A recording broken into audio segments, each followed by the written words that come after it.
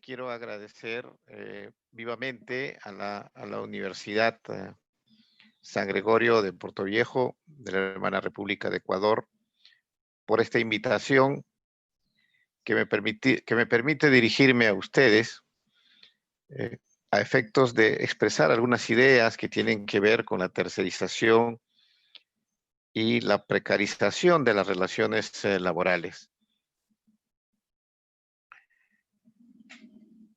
La tercerización eh, constituye un mecanismo de gestión moderna que tiene que ver sobre todo con una forma de descentralización productiva en el que una empresa eh, descentraliza, valga la redundancia, y asigna a una empresa especializada llamada tercerizadora determinado sector o ámbito de su estructura empresarial y que tiene que ver esencialmente con aspectos vinculados a la especialización. Quiere decir que determinada tarea, determinada actividad es realizada por una empresa eh, especializada en el rubro que se ocupa precisamente de esa actividad de tal manera que permite a la empresa principal o a la empresa usuaria concentrarse en su core business, esto es, en su actividad nuclear, de tal manera que ciertas actividades podrán ser realizadas por otras empresas, empresa tercerizadora, con propio personal o autonomía económica, con equipamiento propio. En ese sentido, la orientación de la tercerización tiene que ver esencialmente, reitero, con este mecanismo de gestión moderna. Sin embargo, resulta que la tercerización eh, ha sido mal utilizada y podemos concluir del análisis, de la experiencia, en lo que se refiere a la aplicación de este mecanismo, es que se utiliza la misma con el objeto de abaratar costos laborales y afectar derechos laborales de los trabajadores, puesto que evidentemente, si bien es cierto, existen algunas limitaciones, algunos parámetros según cada realidad y según cada legislación para el ejercicio de la tercerización, sucede que en muchos casos, ya sea por una interpretación amplia o elástica de la legislación, eh, o cuando se incurre precisamente en abuso de derecho, en la utilización de este mecanismo, es que se afecta el derecho de los trabajadores, sobre todo en lo que se refiere al goce de los beneficios sociales, esto es, en términos iguales entre los trabajadores de la empresa eh, tercerizadora en relación a los trabajadores de la empresa principal. De manera pues que este mecanismo de gestión moderna se ve desnaturalizado en muchos casos, reitero, ya sea por una interpretación elástica de la legislación o ya sea por prácticas eh, que tienen que ver con precisamente la incursión en la tercerización fraudulenta.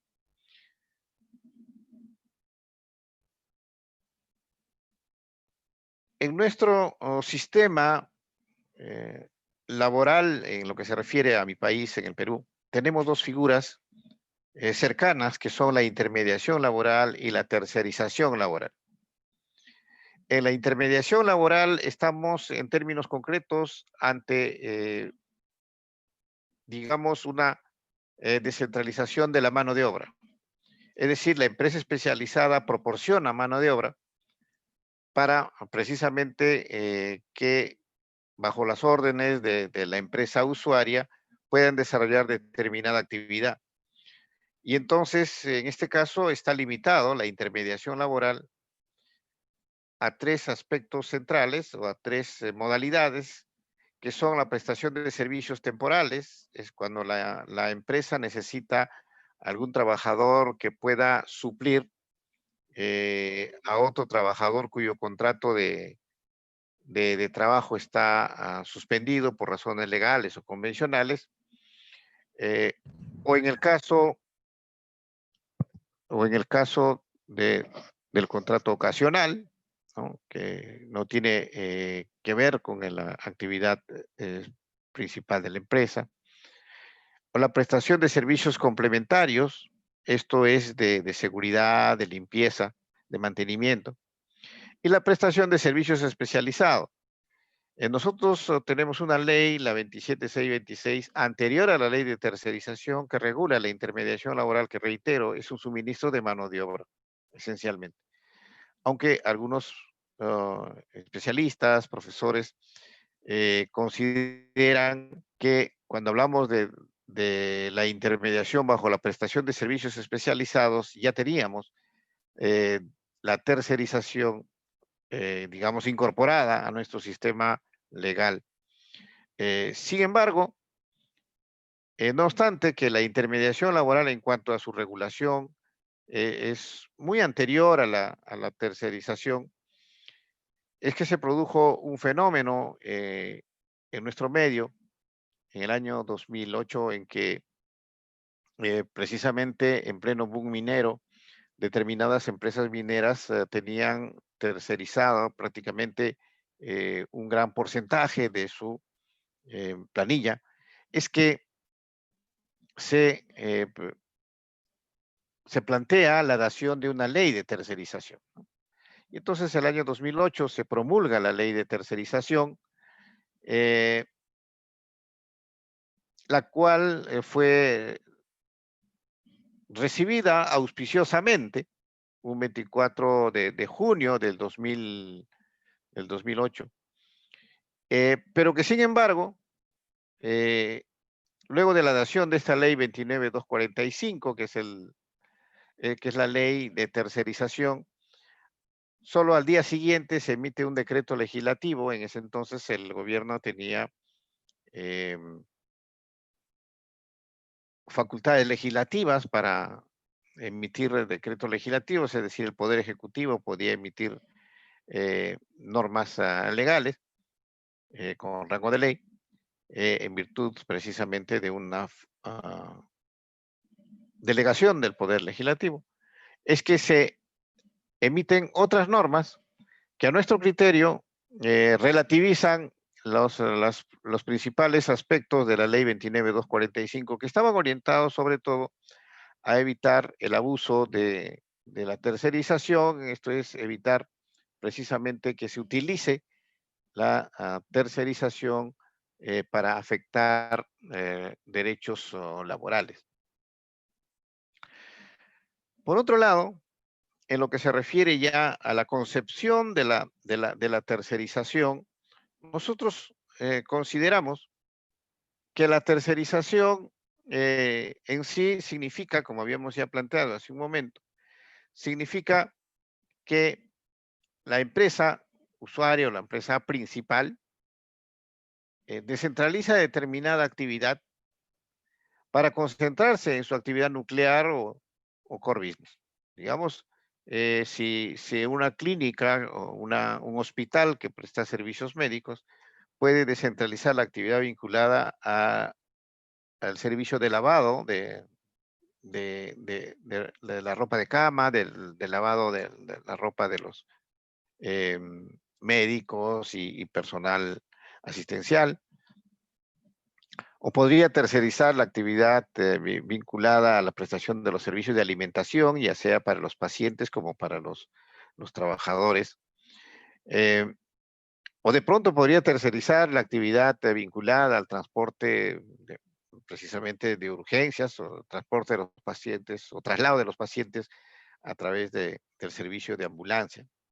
Pero lo que no podía tercerizar, no podría tercerizar a nuestro criterio, es la actividad eh, propiamente asistencial de la prestación de servicios médicos. Igualmente, en una universidad, nosotros consideramos que no se podría tercerizar la actividad vinculada a la enseñanza, que precisamente es el core business, la razón de ser de la universidad.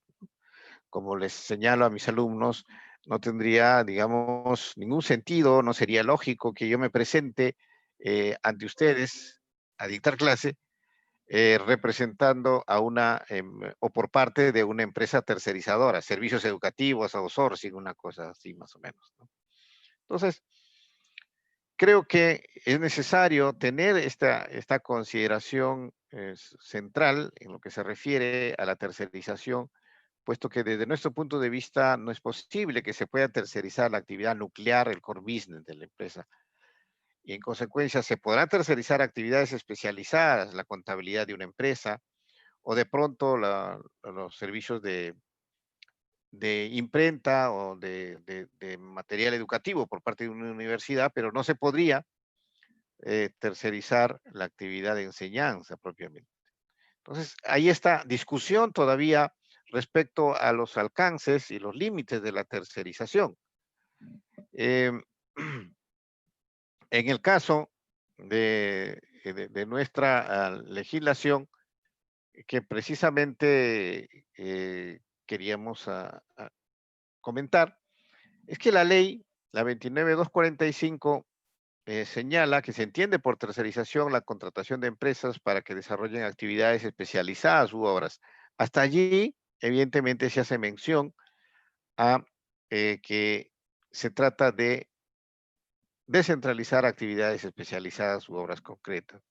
Sin embargo, es el reglamento en que a nuestro criterio va más allá y justamente genera este debate respecto a que se señala que la tercerización es una forma de organización empresarial eh, por la que una empresa principal encarga o delega el desarrollo de una o más partes de su actividad principal a una o más empresas tercerizadoras que le proveen de obras o servicios vinculados o integrados a la misma.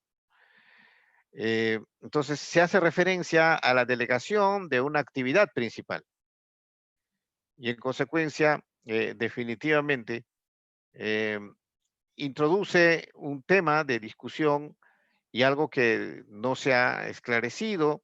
Existen opiniones en un sentido y en otro respecto a que si es posible tercerizar la actividad nuclear, el core business de la empresa, la razón de ser de la empresa. Nosotros consideramos que no es posible ello, pero sin embargo existen planteamientos, si se quiere, que eh, consideran de manera amplia la posibilidad de tercerizar incluso la actividad principal, lo cual evidentemente, a nuestro entender, afectaría derechos laborales sobre todo,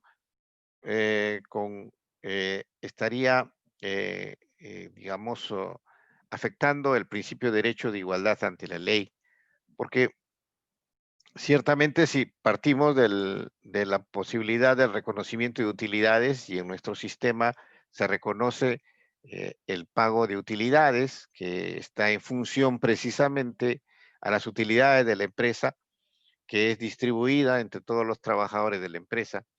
Y entonces, si estamos ante un proceso de tercerización, los trabajadores de la empresa principal o que están en la planilla de la empresa principal tendrían mayores utilidades, mientras que los trabajadores de las empresas tercerizadas o tercerizadoras eh, no tendrán el mismo nivel de utilidades, teniendo en cuenta que las empresas tercerizadoras son en muchos casos empresas que no tienen mayor envergadura, porque y en algunos casos incluso desaparecen y no responden por los beneficios sociales de los trabajadores, aunque claro está, existe una previsión de solidaridad que vamos a ver más adelante. Pero evidentemente existe esta afectación a los derechos laborales cuando a nuestro criterio se eh, terceriza incluso la actividad nuclear.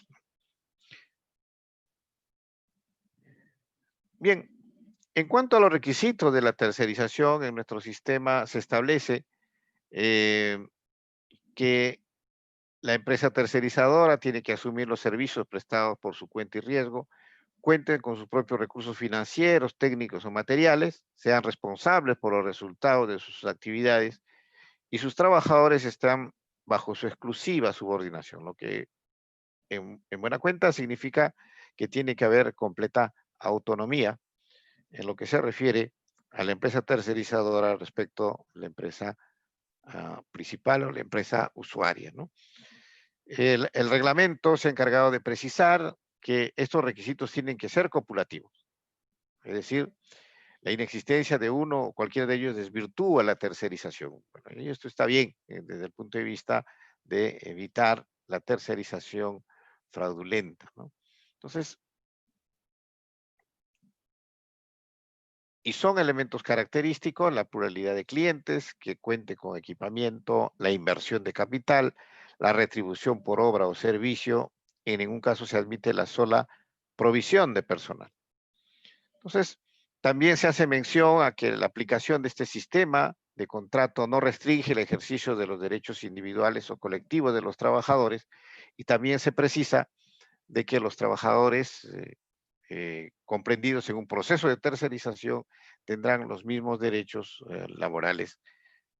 Por lo menos ello es lo que establece la ley, pero que sin embargo, en términos prácticos, en términos concretos, ello está lejos de lograrse y evidentemente corresponde a todos quienes se encuentran en el ámbito de la actividad laboral, ambas partes, empleador y trabajador, precisamente propender a que se logre ello, ¿no?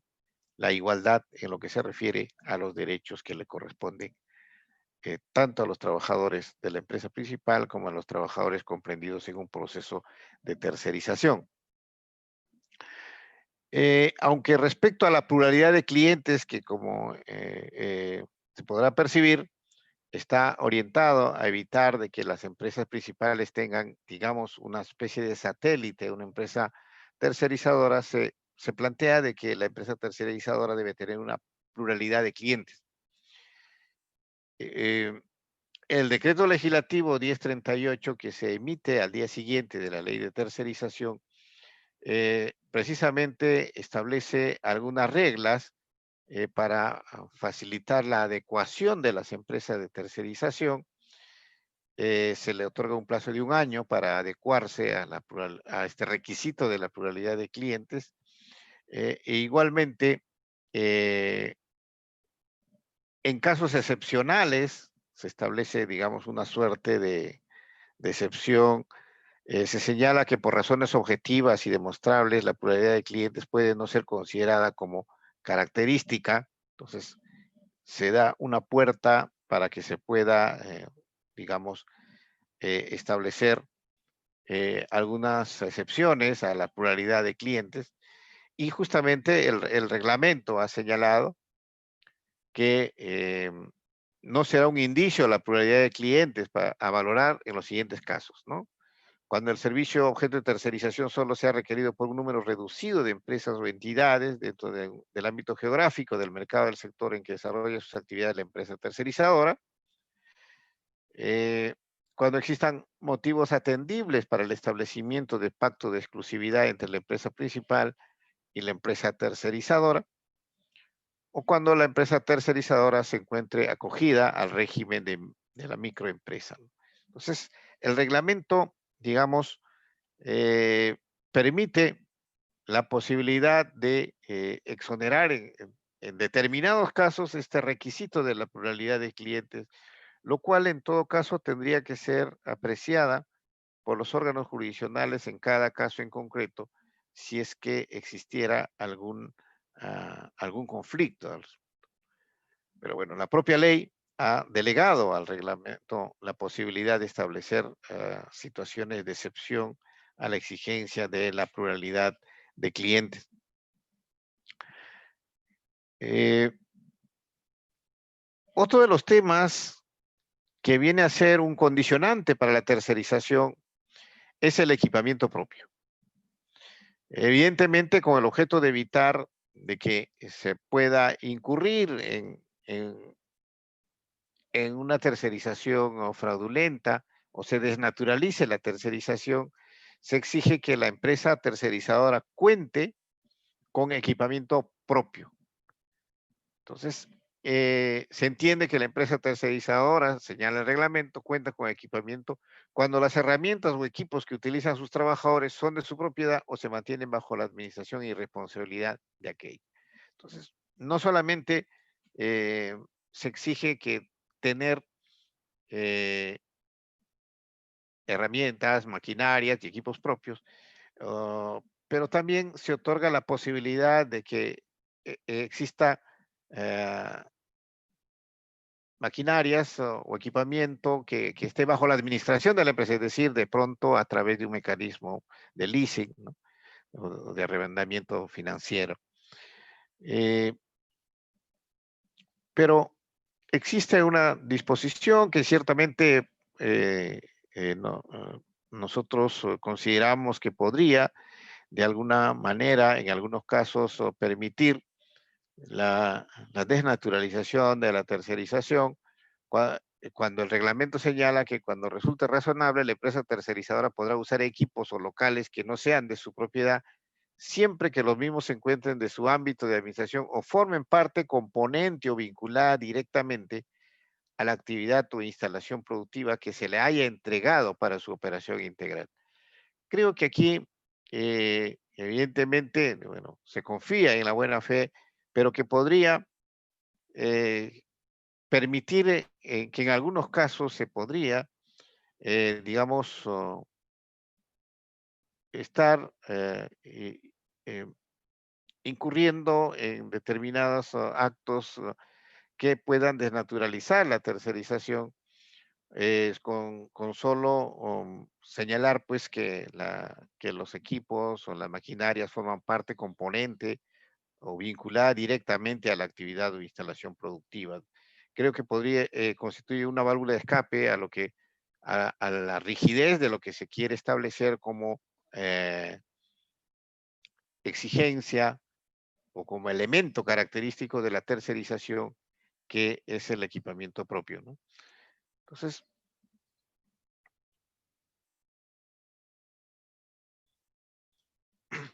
también eh, eh, esto tiene que ver con la autonomía que se exige, es decir, debe existir una separación física y funcional, como señala el reglamento, de los trabajadores de una y otra empresa. Esto ciertamente va a tener que ser materia de inspección del trabajo y de pronto de pronunciamiento de los órganos jurisdiccionales cuando en cada caso se tenga que alegar la falta de autonomía por parte de la empresa tercerizadora en relación a la empresa principal, ¿no? Lo que tiene que establecerse es que efectivamente existe una separación completa, ¿no? Entre la organización de la empresa eh, tercerizadora y la empresa principal, ¿no? Eh, bien. Por otro lado, la legislación regula el tema vinculado a la responsabilidad respecto de los derechos o beneficios laborales. Y esto fue una norma que en sus inicios fue bastante, digamos, eh, bien recibida, porque el artículo 9 de la ley establece, pues, que la empresa principal que contrate la realización de obras o servicios con desplazamiento de personal de la empresa tercerizadora es solidariamente responsable por el pago de los derechos y beneficios laborales y por las obligaciones de seguridad social devengadas por el tiempo en que el trabajador estuvo desplazado.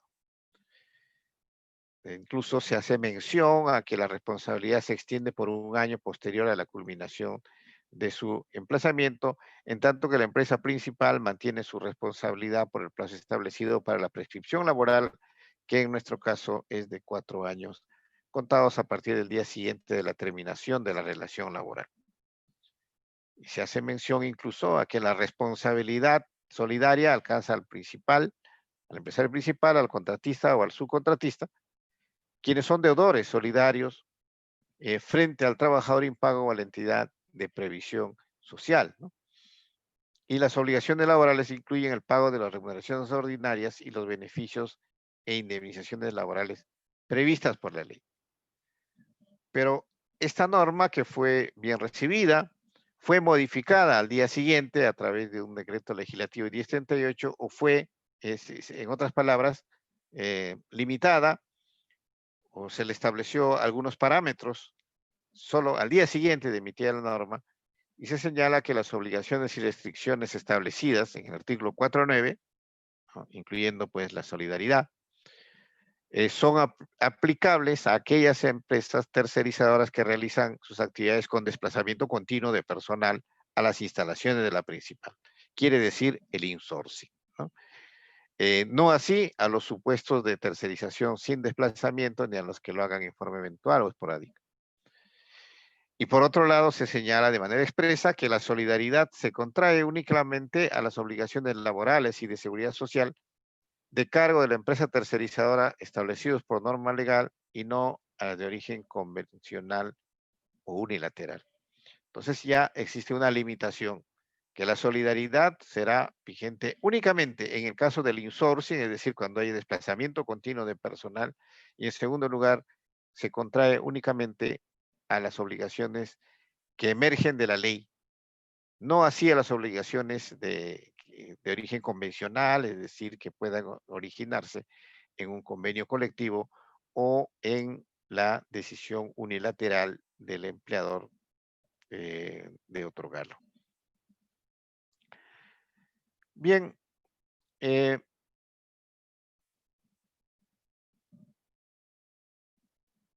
finalmente, en lo que se refiere a lo que significa la desnaturalización de la tercerización, el artículo 5 de la ley establece que en los casos en que evidentemente se demuestre la falta de autonomía de la empresa tercerizadora, o cuando existan situaciones en las que los trabajadores de la empresa tercerizadora responden, digamos, a los mandatos en lo que se refiere dentro del ámbito laboral, o están subordinados a la empresa principal, evidentemente se produce la desnaturalización de la tercerización, lo que significa como consecuencia que se reconozca relación laboral con la empresa principal.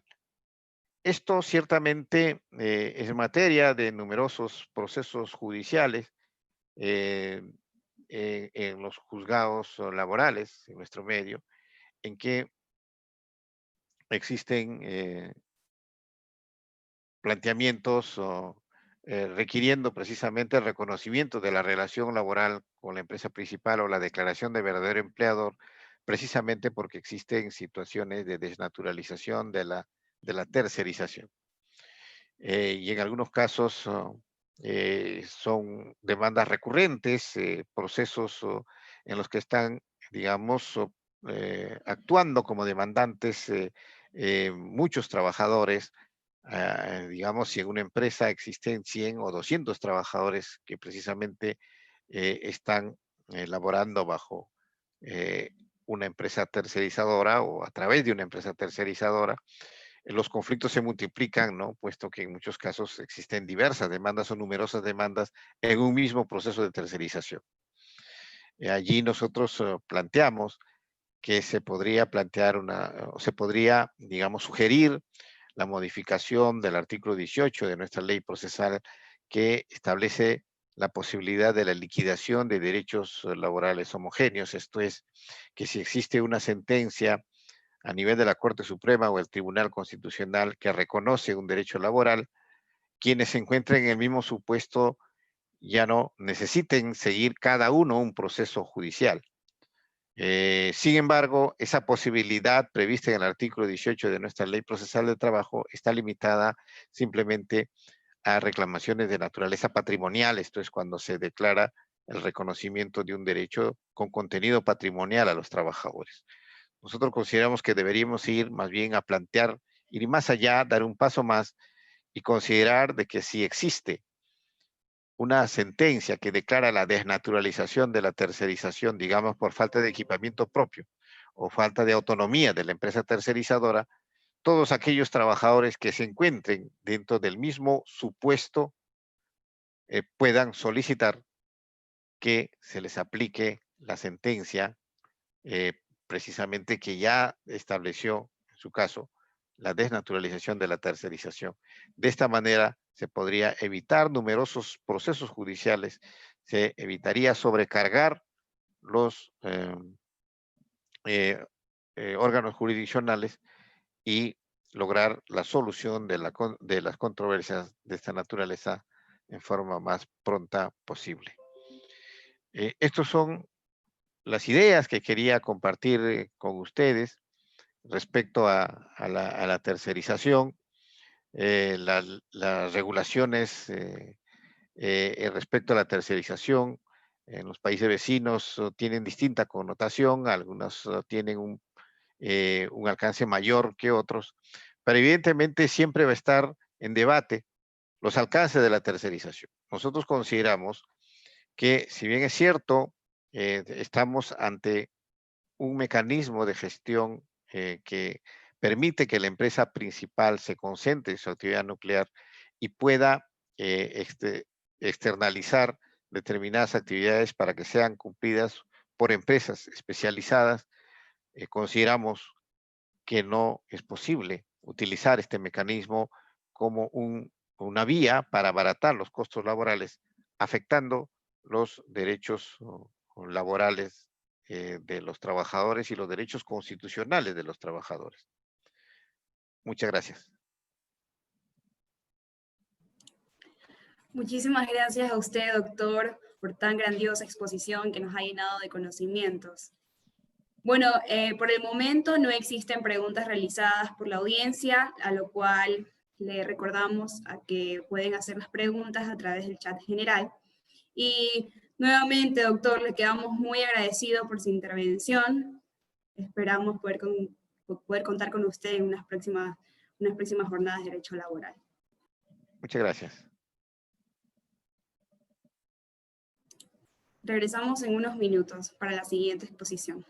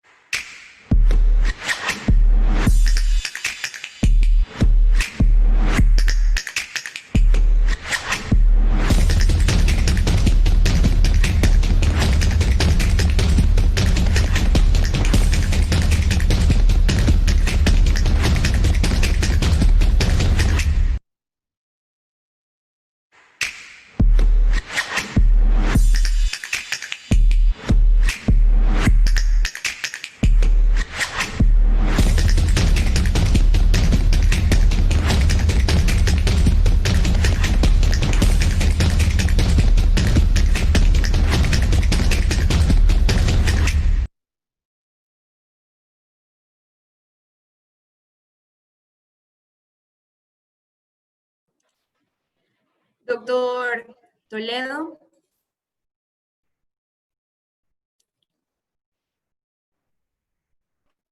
¿Se encuentra todavía aquí? Sí. Buenas noches. Sí, doctor Toledo, es que la audiencia acaba de realizar una pregunta para que nos pueda resolver. Sí. Listo. Muchas gracias, doctor. Nos dicen aquí, ¿cómo define precariedad laboral? La precariedad laboral definitivamente significa una situación, un estado de cosas en lo que se afectan los derechos laborales de los trabajadores y además se afectan los derechos fundamentales de los mismos. Esto es en no se cumplen las prescripciones de lo que la Organización Internacional de Trabajo ha considerado un trabajo decente. Esto es con respecto a los derechos fundamentales, los derechos laborales y el respeto de la dignidad del trabajador. Cuando existen situaciones o de hecho en las que se produce la afectación de los derechos laborales, evidentemente estamos ante una situación de precariedad laboral. Ok, doctor, muchísimas gracias. Esa era la pregunta que había realizado la audiencia. Ahora sí, de antemano le vuelvo a agradecer por darnos su tiempo. Ahora sí, le decimos a la audiencia que vamos a continuar con la siguiente exposición. En cualquier momento.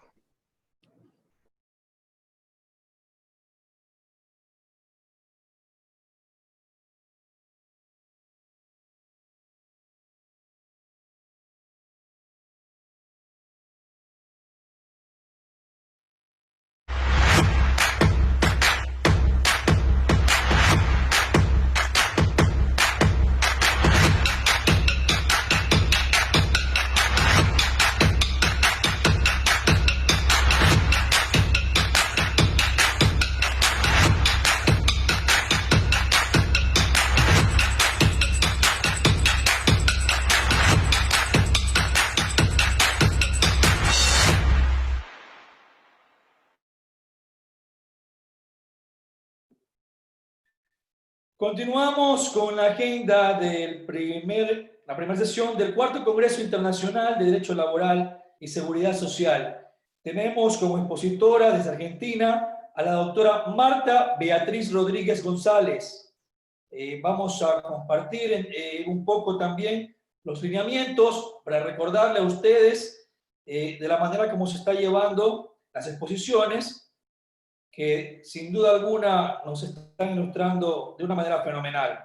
Recordamos, las exposiciones internacionales tendrán una duración de 30 minutos. Los participantes podrán formular preguntas a través del chat general que serán recabadas y procesadas a lo largo de la exposición por el comité científico. Todo esto con la finalidad de evitar la duplicidad de las preguntas. Al final de cada exposición,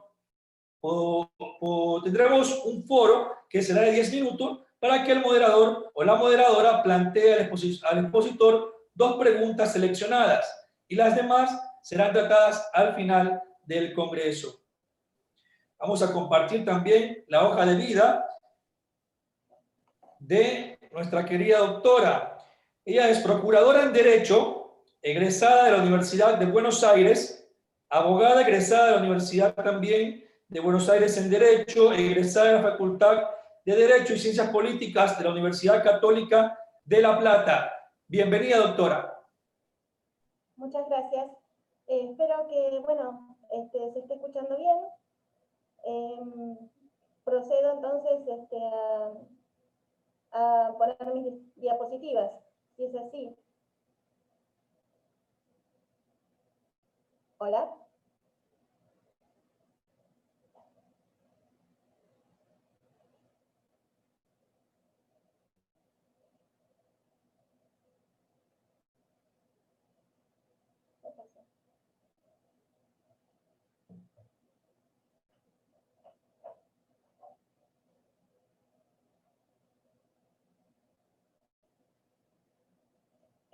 No sé, bueno, espero que me estén escuchando en este momento. Quisiera saludar primeramente a todos los organizadores, a todos los conferencistas, y también agradecer y saludar a la Universidad de Puerto Viejo por esta invitación.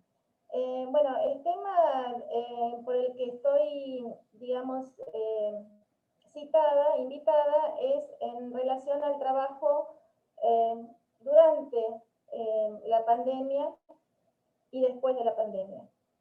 Si bien es una problemática que involucra a todos, en realidad se ve, digamos, en Argentina tuvo un tratamiento especial, sobre todo porque se trata de una pandemia, de una cuarentena, digamos, la más prolongada del mundo, Y esa particularidad obedece a una situación especial digamos, situación especial socioeconómica por las que atraviesa el país. Para eso debemos remontarnos en realidad al año 2019. Más específicamente, el 10 de diciembre del 2019 es cuando tuvo lugar la asunción de la presidencia por parte del actual gobierno, por parte del actual presidente, el doctor Alberto Fernández, y de Cristina Fernández de Kirchner. Ni bien asumió el gobierno, esto fue el 10 de diciembre del 2019, se dictó el DNU que llevó el número 34 del 2019, que estableció la emergencia ocupacional por 180 días. Obviamente, para esta fecha, para diciembre del 2019, aún no estaba decretada la pandemia, ni siquiera estaba esparcida en el mundo. Sin embargo, mucho menos en Argentina. Sin embargo, la situación económica y social por la que atravesaba el país, que no era la primera crisis, por otra parte, hacía que el gobierno se viera en la necesidad, al menos esto es lo que se alega, de justamente... Mi doctora, disculpe que le interrumpe, un poquito salimos de la formalidad del evento. ¿Tiene usted la disposición de poder compartir la pantalla? Parece que no estamos viendo la proyección que está haciendo usted en este momento. Y si es tan amable de acercarse un poquitito al micrófono para poder escucharlo un poquito mejor. Parece que tenemos un poquito de interferencia, no escuchamos bien, pero eso sería para continuar con el evento. Mil disculpas, mi doctora. Muchas gracias. No, sí, perfecto. Lo que no encuentro es la función de compartir pantalla. En la función de compartir está una opción donde puede compartir la pantalla, justo en el medio. En su pantalla va a tener una flechita verde. Sí, es que lo que pasa es que al poner las diapositivas es que no pude, digamos, compartir pantalla con anterioridad. Ese es el tema. Ya, vamos a ver si lo solucionamos en este momento, las personas que están justamente en el tema de la estructura del sistema, para ver si está habilitada para compartir la pantalla la doctora. Y continuamos con este magistral evento que, sin duda alguna, en definitiva, nos está ilustrando de manera tal que estamos saboreando mucho conocimiento y aprendiendo cada vez más. ¿Me confirman si estamos ya? Mi doctora, ¿puede volver a compartir, por favor, su pantalla? Para ver si continuamos y podemos visualizar mejor. A ver. Vuelvo a la... No.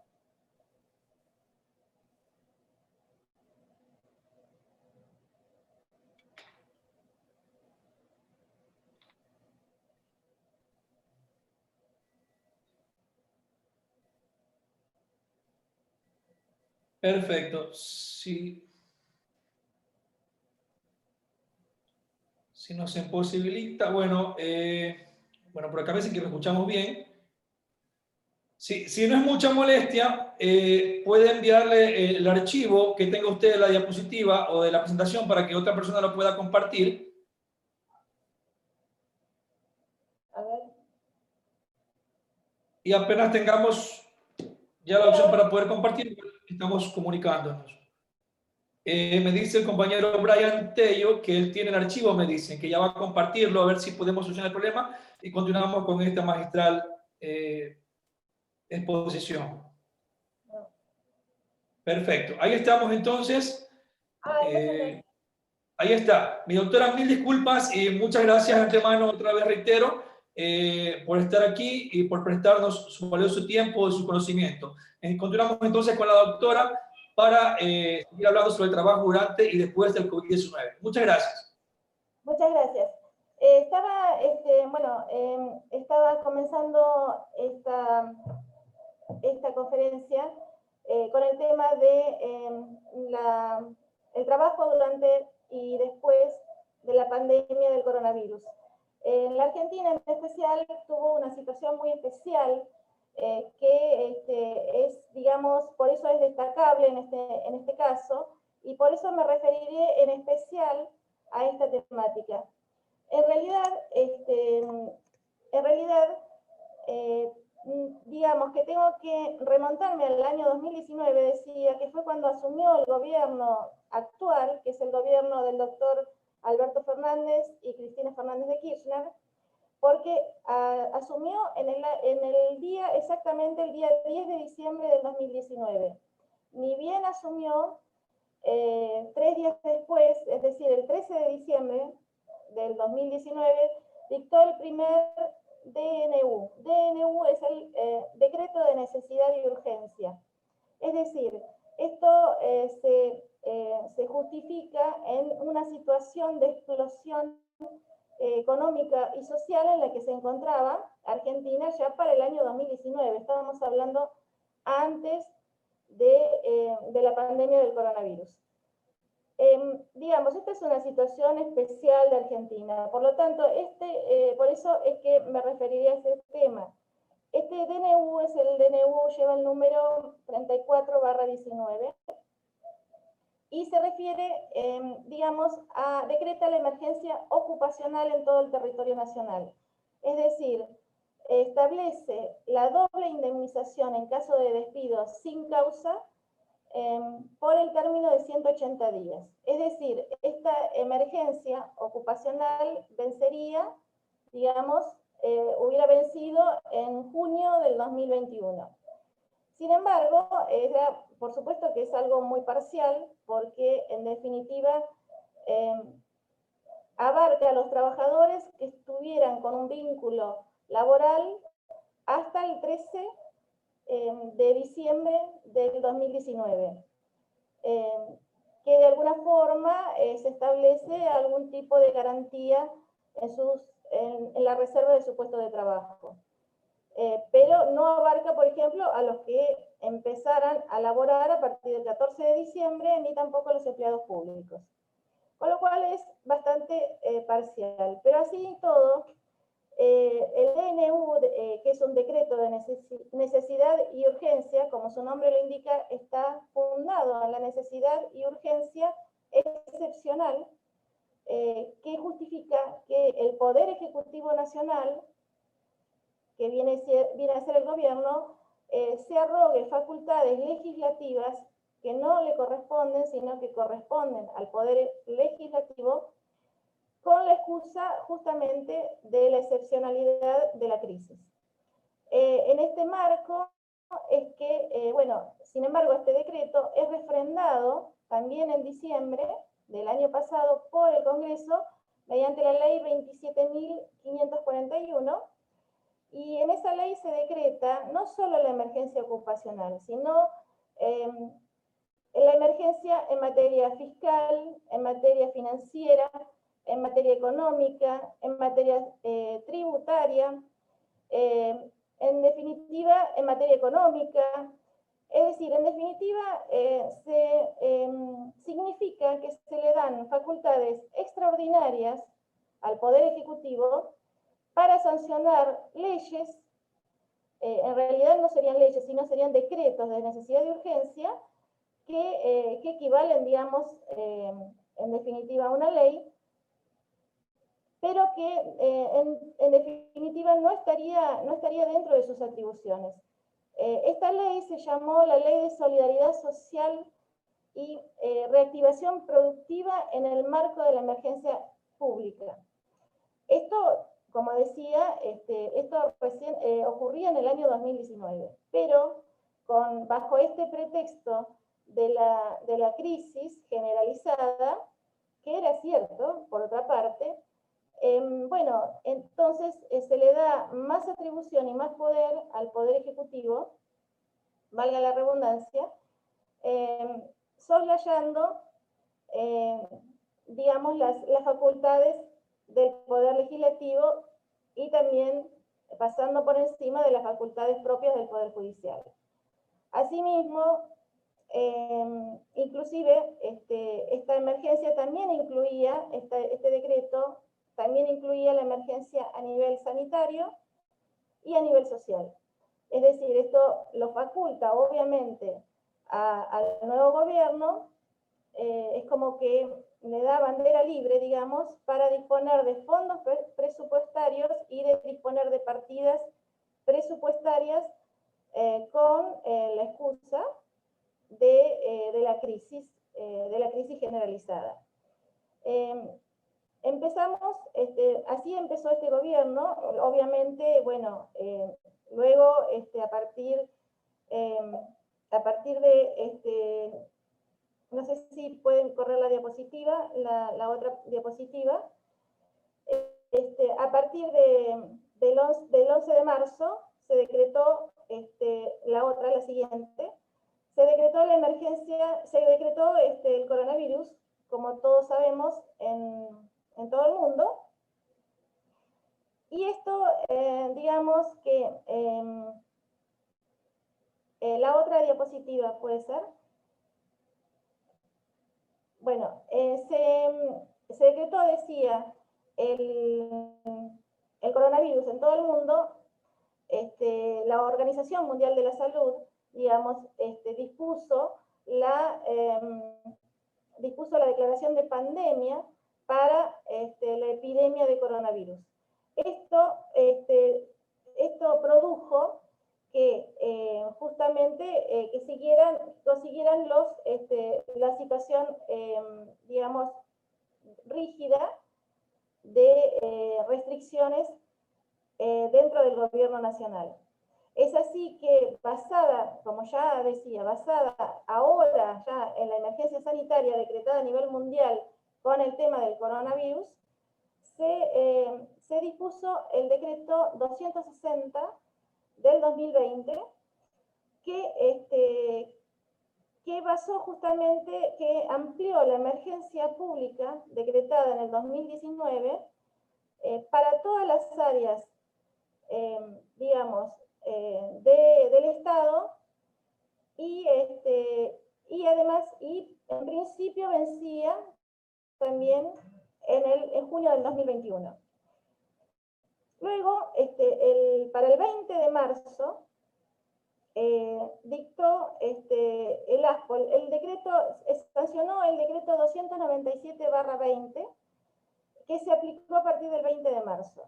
El 20 de marzo comenzó a tener lugar el ASPO, se denominó con esta sigla. ASPO es el aislamiento social preventivo y obligatorio, lo cual hacía que la cual se constituya una cuarentena muy estricta que prohibía la libertad de circulación, por ejemplo, prohibía que, digamos, restringía las libertades ciudadanas y las garantías constitucionales con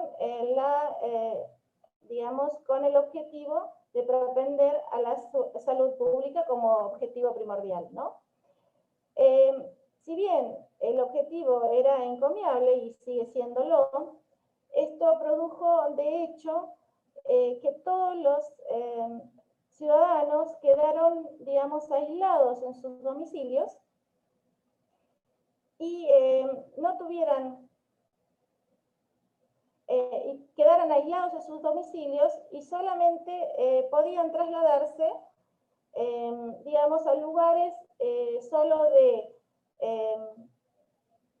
lugares específicos, es decir, al trabajo, exacto, a administrar la crisis sanitaria. A eso me refería. Bueno, de hecho, el gobierno recién asumido se dedicó a administrar la crisis sanitaria a través de estos decretos. Por eso es que solamente podían trasladarse los determinados tipos de trabajadores que se denominaron esenciales a los lugares de trabajo.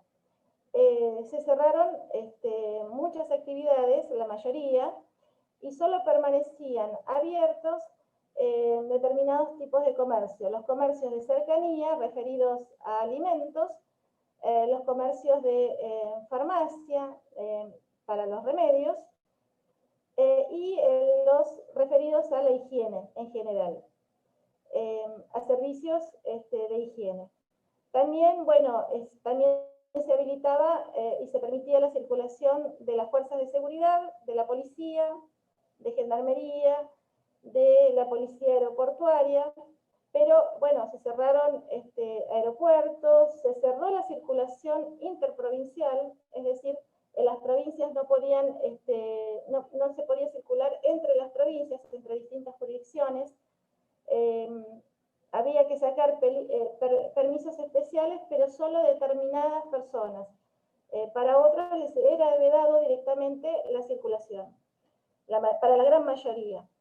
Es decir, no se podía, se tomaron medidas de emergencia y prácticamente se cerró la economía, se cerró el país, y no se podía, también se dictó la prohibición de trabajar. Eso es algo muy importante, que bueno, seguidamente voy a detallar de qué forma se aplicó. En principio, el ASPO, que es esta normativa de aislamiento social preventivo y obligatorio, prohibía trabajar, pero también, por otro lado, garantizaba la percepción íntegra del salario. Esto estamos hablando de los trabajadores formales, los trabajadores que, digamos, están en blanco, decimos nosotros, es decir, que tienen recibo de sueldo. Obviamente, dentro de este contexto, los otros trabajadores o cuentapropistas o que trabajaban por su cuenta, no entran, es decir, tenían prohibido trabajar, y para ellos representaba un daño muy importante porque no podían percibir sus ingresos habituales. El ASPO en principio se sancionó hasta el 31 de marzo de este año, pero a través de sucesivas prórrogas, sigue casi hasta nuestros días. Siguió hasta el 7 de noviembre, pasado, pero tampoco, digamos, tampoco se ha rechazado del todo, sino que momentáneamente se flexibilizaron algunas actividades, pero en principio todavía sigue vigente. Luego también se dictó, en el mes de marzo, el decreto de necesidad y urgencia 329/20, que disponía la estabilidad absoluta, mientras, por supuesto, dure la cuarentena. Y esto significa que en caso de despido, se procedía, estaba la obligación inmediata de reintegrarlo al trabajador al puesto de trabajo. Esta normativa, esta última normativa de este decreto, realmente es una normativa inédita en el mundo. Nadie, ningún país, ha sancionado una normativa semejante. Es decir, la estabilidad laboral absoluta, mientras dure la cuarentena. Obviamente, en principio, estos decretos duraban como máximo 60 días, pero se iban prorrogando a través de sucesivos decretos hasta el día de hoy. Hoy en día también siguen rigiendo esta normativa. El ASPO, bueno, como aparece en la diapositiva, establece estrictamente la prohibición de trabajar y de circular.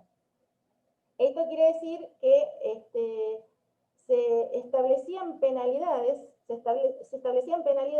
para las personas que estuvieran circulando y para las personas que estuvieran trabajando o quisieran trabajar, siendo que su actividad no fuera esencial. Es decir, para el caso de que estuviera circulando, directamente se le realizaba una denuncia penal y se le iniciaba una causa penal federal. En cuanto a los que circulaban con sus propios autos particulares, se les decomisaron los vehículos particulares y muchos, hasta el día de hoy, hay miles de vehículos decomisados en las plantas justamente de la policía, de estacionamiento de la Policía Federal, de Gendarmería y de otras fuerzas de seguridad. Aún hoy en día.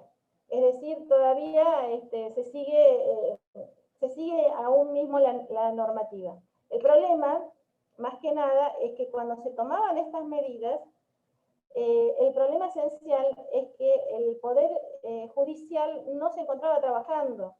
Entonces, muchos colegas quisieron presentar amparos que a veces les era imposible presentarlos o que por ahí no tenían una respuesta adecuada, justamente porque los jueces en general no estaban, los juzgados no estaban trabajando, estaban, digamos, con medidas de emergencia, y además porque no todos los trabajadores podían trabajar.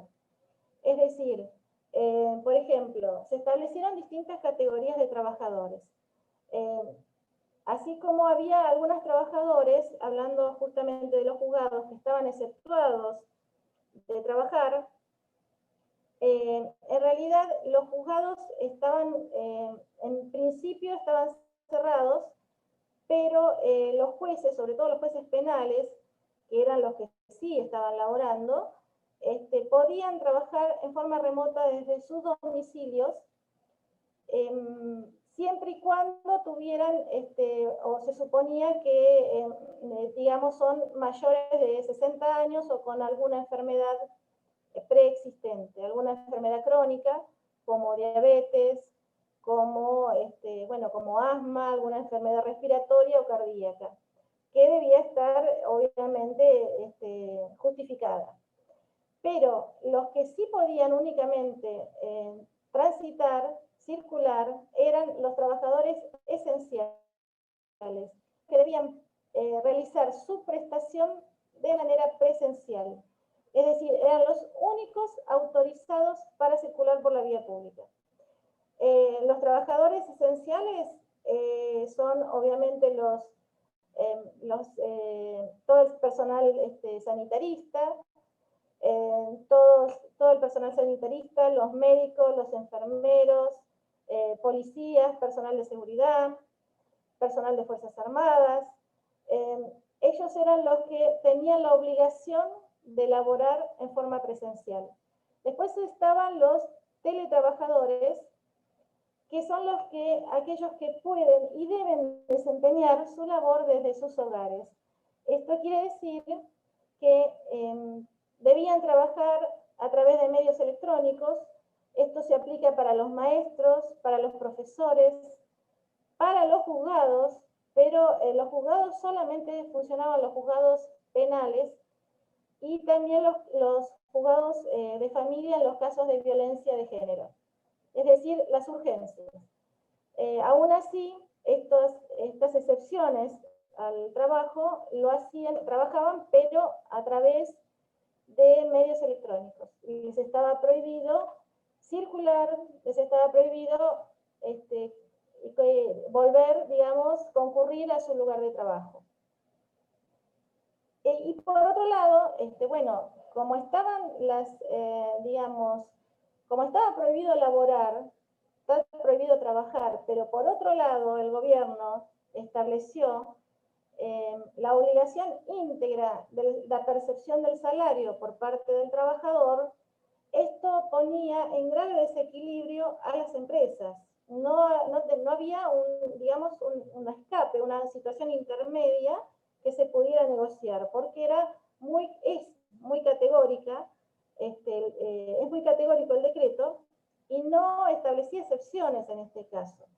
Para colmo, estos decretos en principio siempre se establecían por 20 días o que después se terminaban prorrogando, pero en definitiva había una situación de incertidumbre que tampoco se podía prever la situación productiva en más de 2 meses. y esto para un empresario es muy problemático. Por lo tanto, se recurrió a la Ley de Contrato de Trabajo, la denominada por sus siglas LST, que es el artículo 223 bis de la LST, de la Ley de Contrato de Trabajo, establecía justamente la posibilidad de un acuerdo negociado entre el trabajador y el empresario, el empleador, por el cual el empresario se compromete a, digamos, a guardar el puesto de trabajo y a abonar el sueldo, pero se le reduce en un 25% el salario. Es decir, el trabajador es un acuerdo, digamos, a la baja del salario. En definitiva, de hecho, es eso, aunque no lo dice el artículo. Pero de hecho esa es la situación. Es decir, el trabajador acepta una reducción del salario con, digamos, con la obligación por la otra parte del empleador de que lo va a seguir percibiendo mientras dure la cuarentena, mientras dure la prohibición de laborar, porque eso no es imputable al trabajador, por lo tanto, él sigue recibiendo su salario, pero en menor proporción, a la baja, digamos. En principio se estableció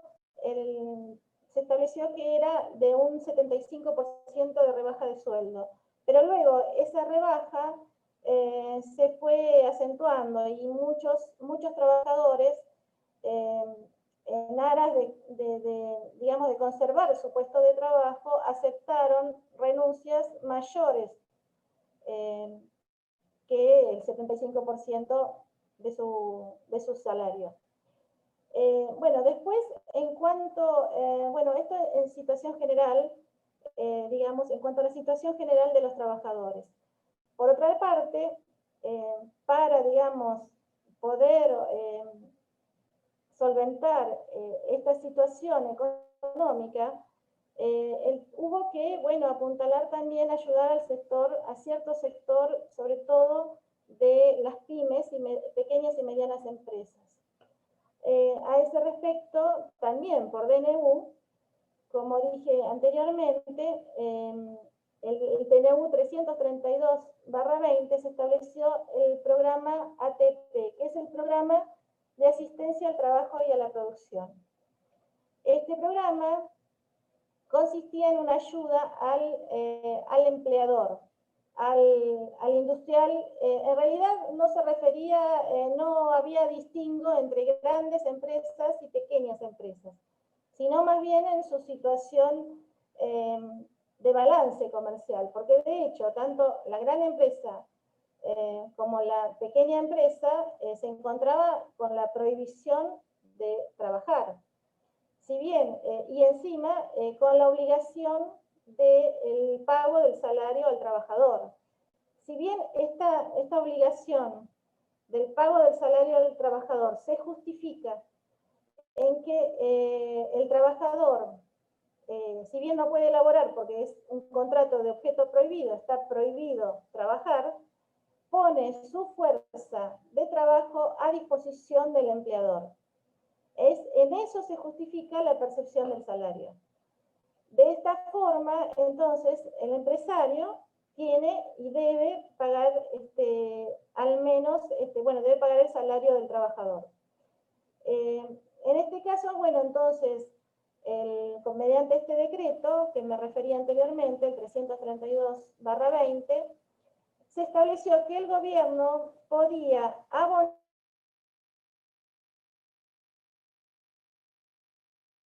de cada uno de sus trabajadores, de sus empleados. Entonces, decía que, bueno, se estableció mediante el ATP que el gobierno podía hacer frente, podía abonar el 50% del salario de los trabajadores.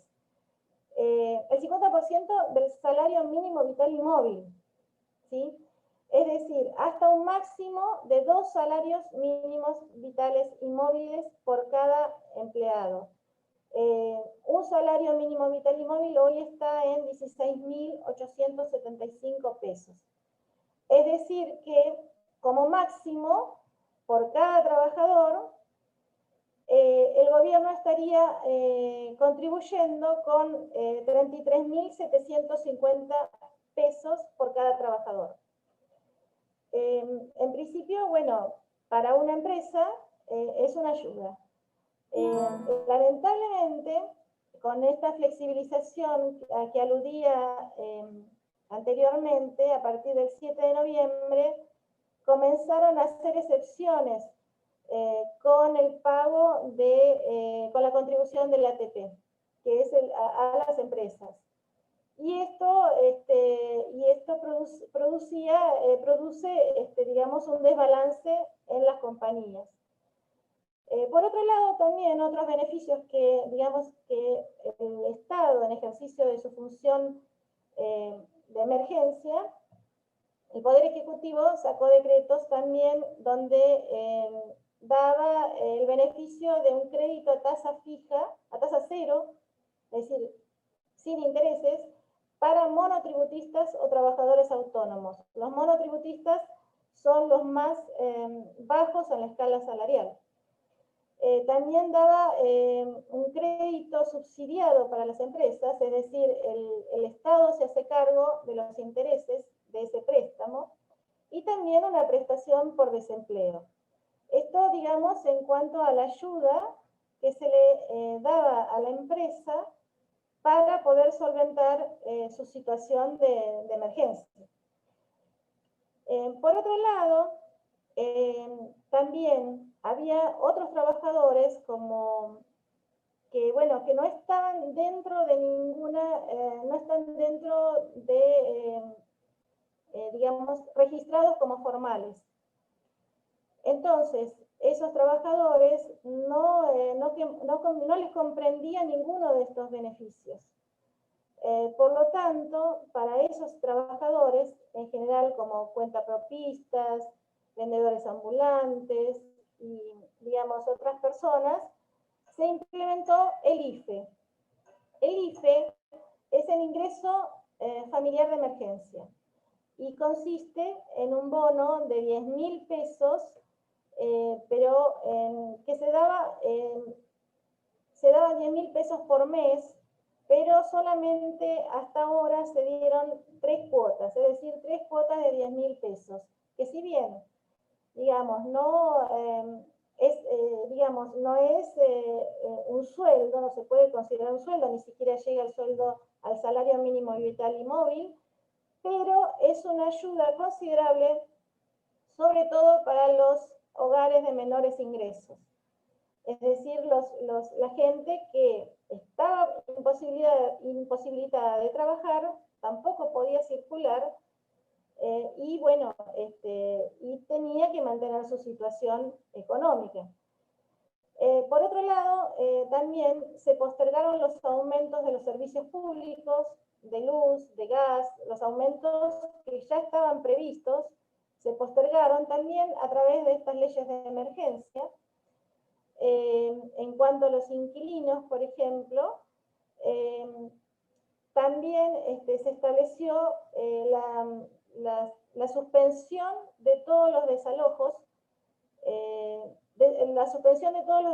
por falta de pago, es decir, por ese concepto. En ese caso, entonces, se suspendieron hasta el 31 de enero del 2021. Hasta esa fecha, entonces, el inquilino que no pague no puede ser desalojado. Por otro lado, tampoco funcionan los juzgados, con lo cual tampoco sería posible en sí. Y por otro lado, también se estableció un congelamiento en el valor de los alquileres urbanos. Sobre todo, también hasta el 31 de enero del 2021. Se supone que si la pandemia continúa hasta esa fecha, es probable que todas estas medidas sobre todo el tema de los alquileres, se vayan postergando por sucesivos decretos de necesidad y urgencia. De todos modos, a partir del 7 de noviembre, cuando se empieza a flexibilizar esta cuarentena, ya se anunció que el IFE no se iba a abonar la cuarta cuota, y que los aumentos de los servicios públicos iban a comenzar a partir del año que viene. Es decir, es como que de a poco se fueron habilitando diversos, junto con esta habilitación, digamos, con esta flexibilización de la cuarentena, se fueron habilitando otros comercios y comenzó una tenue recuperación comercial, sobre todo en comercios que cerraron desde marzo, como los bares, restaurantes, comercios minoristas, digamos, todos aquellos que no estaban dentro de las excepciones, comenzaron una reapertura, pero digamos que esta reapertura es demasiado pequeña, digamos, como digamos, la producción como para poder justificar que ya se empiece a retirar la ayuda social. Esto está muy, muy discutido. Por otro lado, este es el problema esencial de Argentina, que hay un 40% de la población urbana que percibe algún plan social. Esta gente son los que, esta porción de población, son los que están fuera, digamos, del sistema en sí. A esta gente no entra dentro de la prohibición de trabajar, porque de hecho no trabajan, la gran mayoría no trabaja, ni tampoco de las otras prohibiciones de los trabajadores esenciales, teletrabajadores y demás. Estos son, digamos, son gente que se encuentra en la pobreza y, bueno, habiendo también distintas como categorías dentro de ellos mismos. Hay algunos que están en los menos, pero hay mucha gente que está en la indigencia. Por eso es que se aumentó, la estrategia del gobierno fue aumentar la ayuda en los planes sociales y incrementar la ayuda también en los comedores. Esto, digamos, no solo que se incrementó la ayuda en sí, la ayuda alimentaria en sí, sino que también se incrementaron la cantidad de comedores que podían brindar ayuda a la gente más necesitada. También se implementó una tarjeta alimentaria para esta emergencia. No debemos olvidar que hay muchos planes sociales. Esta gente cobra normalmente la asignación universal por hijo, que es una suma fija que, bueno, que se va aumentando a través de la inflación y bueno, y se va aumentando permanentemente. Pero son todos planes sociales. A estos planes que esta gente ya percibía, se le incrementó también la tarjeta alimentaria, que es solo para la adquisición de alimentos de consumo diario, cotidiano. Y también, por otro lado, se reforzó la ayuda social en general, digamos, no solo con la cuestión de alimentaria, sino a nivel de vestimenta, a nivel de dinero, a nivel de otras partidas presupuestarias que se fueron asignando para digamos, para ayuda general para estos sectores que son los más vulnerados, que se encuentran en una situación de vulnerabilidad. En principio, también el tema principal es que esta situación se viene, digamos, es decir, se aprovechó, por un lado, digamos, la crisis sanitaria producida por la pandemia para decretar un estado de emergencia generalizado en el país, digamos, ya veníamos de emergencia, pero en realidad se usó de alguna manera, se aprovechó esta situación de pandemia para efectuar un control muy estricto sobre todos los habitantes, que en un principio la población estaba convencida, creo que la gran mayoría, de la bonanza de estas resoluciones, aunque estrictas. Bueno, había un peligro mayor que se suponía que es la expansión del virus. Pero con el correr del tiempo se vio que la depreciación monetaria y económica fue mayor y que la pandemia tampoco se contuvo, porque de hecho cuando empezaron todas las normativas de decretos de necesidad y urgencia, que fue en marzo, a partir de la declaración de la pandemia a nivel mundial, digamos que también ingresó, que se suponía que estos decretos eran para controlar el ingreso del virus en el país, y no se pudo controlar, como tampoco se pudo controlar el esparcir, digamos, que se esparció por todas las jurisdicciones. Con lo cual, además, la gente también en un principio estaba con el temor a algo desconocido, como si evidentemente es un virus nuevo, aparentemente muy agresivo, y con eso la gente fue muy obediente, sobre todo porque también ese temor fue sostenido y fue a veces alimentado a través de los medios de comunicación social, los medios masivos de comunicación social.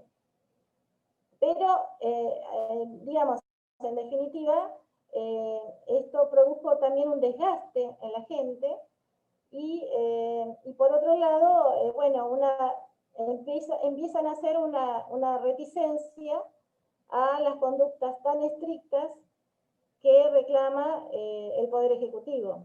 Por otro lado, el Poder Ejecutivo, que tenía una situación explosiva al asumir su gobierno, al cerrar la economía, al cerrar el país, porque literalmente esto fue lo que sucedió, impidió el estallido, impidió la explosión a nivel económica, monetaria, financiera, y bueno, y también controló la situación sanitaria producto de la pandemia. Pero en definitiva también, digamos, si bien yo considero y considera la mayoría de la gente que fue digamos, un manejo de la crisis muy bueno en un comienzo, también, digamos, ayudó, digamos, también fue digamos, una política que llevó a cabo el gobierno para también evitar la segura explosión económica que iba a suceder si no si no se suspendían, digamos, las actividades. De hecho, a partir de ahora, del 7 de noviembre, que se empezó a flexibilizar la cuarentena tan estricta, comenzaron a moverse algunas variables económicas, como el dólar respecto al peso, comenzó a los aumentos de precios, y comenzó a haber una desvalorización de la moneda, que si bien, como todavía estamos con medidas de restricción, no es muy evidente, sí están, y se van produciendo. El tema es que con este control estricto ellos pueden llegar a, digamos, controlar desde el gobierno, no solo controlar la crisis sanitaria, sino controlar la segura explosión monetaria, fiscal y económica del país a costa de las restricciones de los derechos y garantías de los ciudadanos. Esto también hay que decirlo. Si bien, como decía, es una medida que es antipática, por ahí, digamos, fue muy necesario en su momento. El problema es que no se aprovechó digamos, este tema para esta situación, como digamos, de este tiempo, como para producir planes reales de desarrollo del país que puedan llegar a sostener la economía luego de la pandemia.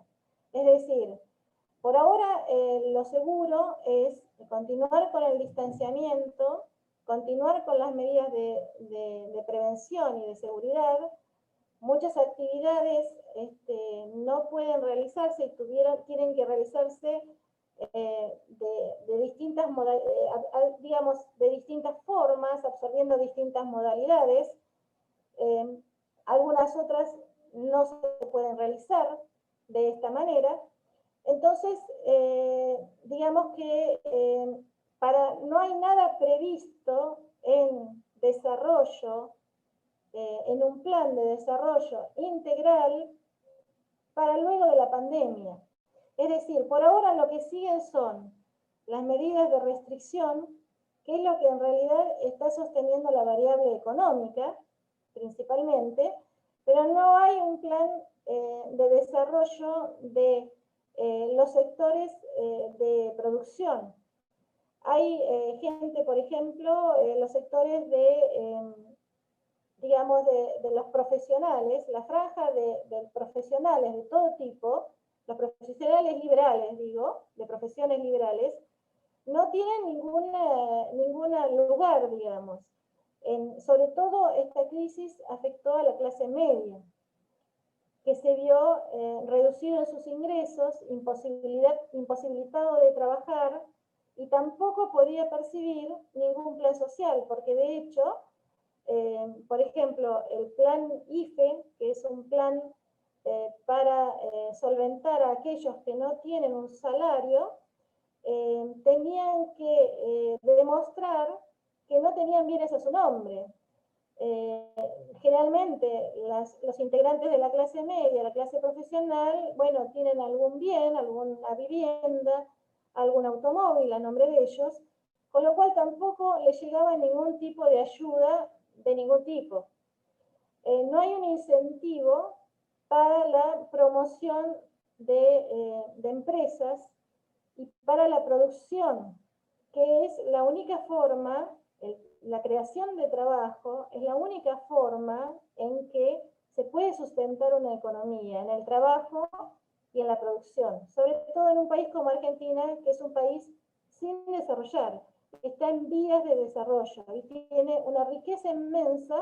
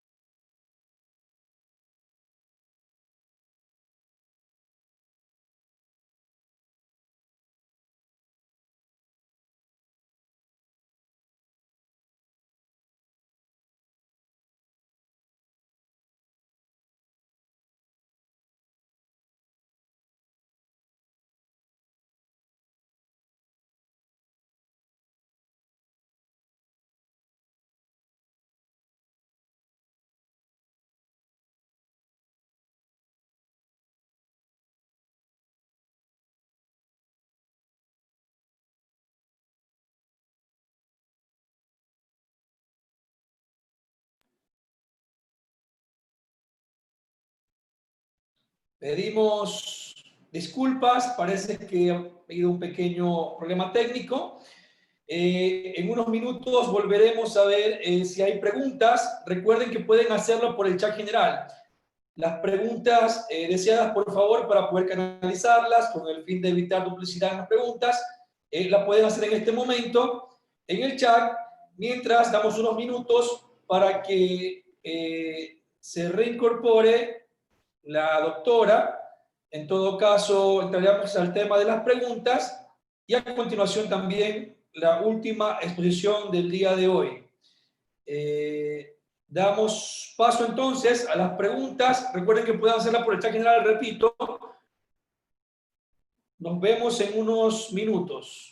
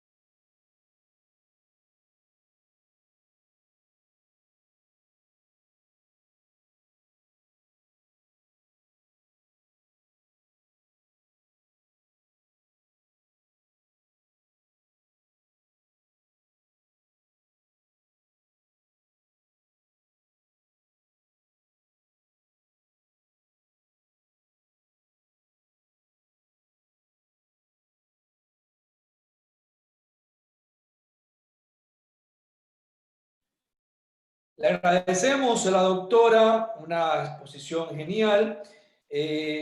Bueno, parece que tuvimos un problema técnico, parece que el internet de parte de la doctora, pero sin embargo, bueno, un tema interesantísimo y le agradecemos una vez más, doctora, por su participación para con nosotros y en unos minutos, bueno, daremos inicio a lo que será la última etapa del día de hoy de estas exposiciones. Ya volvemos.